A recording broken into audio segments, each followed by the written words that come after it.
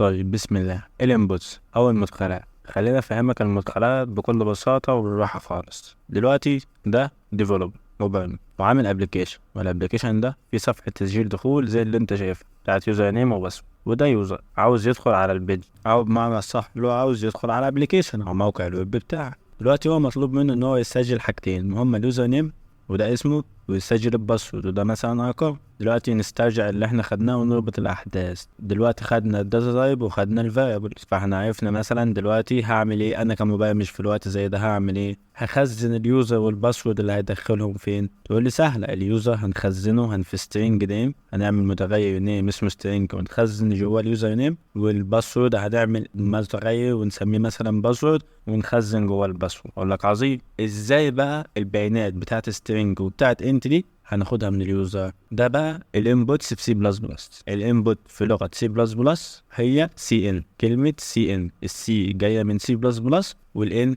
جايه من انبوت. طب ازاي بنكتبها؟ بكل بساطه بنكتب كلمه سي ان، وهنا بقى بنعمل علامتين اكبر من مش اصغر من عكس سي اوت، وبنكتب اسم المتغير اللي عايزين نخزن جوه القيمه اللي هناخدها من اليوزر سيميكول. عكس سي اوت ما تنساش، يعني سي اوت بتتكتب بعلامتين اصغر من سي ان عكسها. عشان ما تنساهاش ممكن تعتبرها زي الكشاف مطلع ضوء كمثلث كده. لو انت هتطلع ضوء فهتلاقيهم كده نفس الشكل ده، انما لو سي ان بندخل جواها الضوء. تقول لي تمام، لحد ما فهمته هحفظهم مش هتلخبط فيهم. طب ادخل السترنج ازاي؟ يعني اعملهم ازاي؟ اقول لك المبرمج صاحبنا ده هيشغل دماغه بكل بساطه، هيعمل في البرنامج سترنج نيم وانت باس، وكده هيبقى عنده 2 variables، وهيكتب سي ان نيم وسيميكولن وسي ان باس، وكده اللي هيدخله اليوزر هيتخزن جوه النيم وجوه الباسورد. هكتب سي ان كده، انا كل ما عايز اخد متغير هكتب سي ان وكده؟ لا، ده كمان في اختصار. لو هاخد 2 انبوتس ورا بعض زي ما في السي اوت، لو عايزين نطلع كذا اوتبوت ورا بعض فبنحطهم على نفس السطر، في السي ان نفس الموضوع تختصرهم بالشكل ده زي السي ان. طبعا هتفهم السي ان اكتر مع الكود مش هنا، فبينا على الكود يا طيب ونفهم كل حاجه. طيب بسم الله. دلوقتي بقى هعلمك السي ان كودينج بقى. بص يا معلم، مبدئيا لو انت شغال على فيجوال ستوديو كود، الكلام ده اللي شغال معايا على فيجوال ستوديو كود بس. لو حد شغال على اونلاين كومبايلر او فيجوال ستوديو مالوش دعوه بالكلام ده. انت لازم دلوقتي تدوس على سيتنج وتجيب السيتنج من هنا وتبحث هنا عن رن التيرمينال، تمام، وتنزل لي تحت كده وتدوس لي على دي بس وتقفل السيتنج. ليه؟ عشان احنا دلوقتي لما كنا مثلا بنكتب سي اوت كنا بندوس رن، خدت بالك كان بيطبعها لي فين؟ في الاوتبوت. في الاول كان بيطبعها لي في الاوتبوت، والاوتبوت احنا مش هينفع نكتب جواه حاجه. بص حتى بقى بكتب مش هينفع نكتب جواه حاجه، عشان نعمل تيست للبرنامج كويس فاحنا بنكتب على التيرمينال. هنا ينفع نكتب. انت فاهم؟ هتفهمها معايا في الكود، بس انت اعمل الخطوه دي دلوقتي لازم تعملها، تمام. نيجي للسي ان. قلنا ان احنا مش هينفع نعمل، يعني كلمه سي ان بتتكتب ازاي؟ بتتكتب كده كده. طب احنا عاوزين اليوزر يدخل حاجه، اكيد مش هيدخل في الهواء، فاحنا مثلا عاوزين ندخل رقم، فاحنا لازم نعمل متغير عشان ناخد جواه القيمه دي. هنعمل انت مثلا نم ونخليه هنا يعمل سي ان للنم، كويس. عايز بعد كده اطبع له النم، يعني هاخد منه رقم واطبعه له هو. نعمل تيست، تمام. فلو جيت كده بس 55 فطبع لي 55 برضه. تعالى في المثال اللي احنا عاملينه بتاع البرنامج، كمبالي كده. في المثال بتاع النيم والباسورد قلنا ان احنا بنعمل اول حاجه سترينج، متغير من نوع سترينج وهنسميه نيم، وهنعمل انت الباسورد. حلو. وهنعمل نم قصدي سين نيم والسي ال بس، تمام. لكن بقى نظبط الكود شويه، نعمل له هنا سي اوت ونكتب له انتر اللي نيم، وهنيجي هنا نقول له انتر سي، ناخدها هي. عايز بعد كده بقى اطبعهم، يعني اقول له سي اوت، اقول له مثلا بص تعال نعمله برنامج كويس. هقول له مثلا دلوقتي هلو واسمه، هقول له مثلا هو اسمه احمد، فعايز اقول له هلو احمد، فاعمل كده حط نيم كده، الاسم اللي هو هيدخله هيتعرض له هنا، تمام.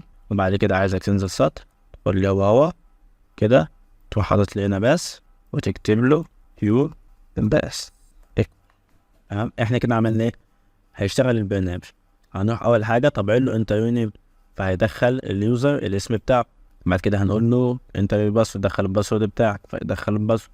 بعد كده هنقول له مثلا هو دخل النيم هنا، مثلا دخل النيم احمد، تمام. فهنقول له هلو احمد الباسورد ايكوال والباسورد اللي هو دخله. تعال بقى نعمل هنا للكلام ده ثواني كده. بص كده ايه اللي حصل تحت هنا.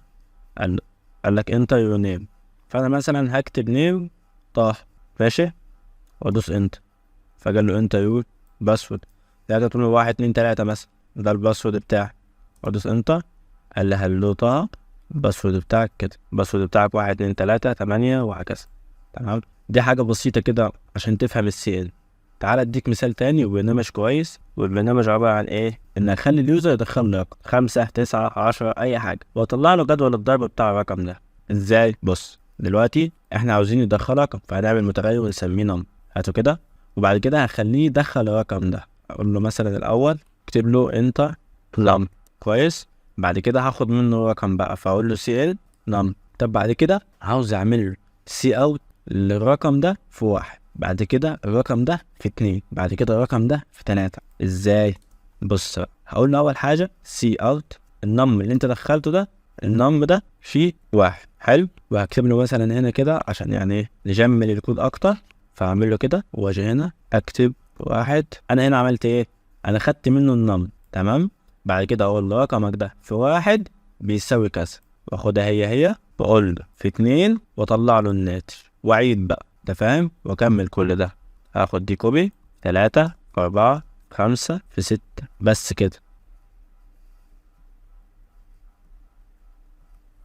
بس تعالى بقى نجرب الكود بتاعنا للبرنامج القديم. لو عايزين نمسح ده بعمل هنا كيل تيرمينال، فهو كده شطبها لي. باجي بقى ادوس للكود بتاعي. اول حاجه قال لي انتر يور نم، دخل الرقم تمام. فانا اقول له انا عايز جدول كام؟ انا عايز جدول 5. بص كده قال لي 5 في 1 ب5، 5 في 2 ب10، 3 ب15، 4 ب20، 5 ب25. ده مثال ممكن نعمله بالسي ان. والسي ان بقى قيس على كده اي بيانات عاوزين ناخدها من اليوزر بنعملها بالسي ان بنفس الطريقه بالظبط. بس كده طبعا هنفهم الكلام ده اكتر واحنا بنحل تدريبات، واحنا في التدريبات الحاجات دي هتبقى بالنسبه لك عادي خالص، والسي ان هتبقى سهله جدا معاك. السي ان والسي اوت اسهل حاجتين في البرمجه اصلا. بس كده اتمنى تكون بتفهم واشوفك على خير.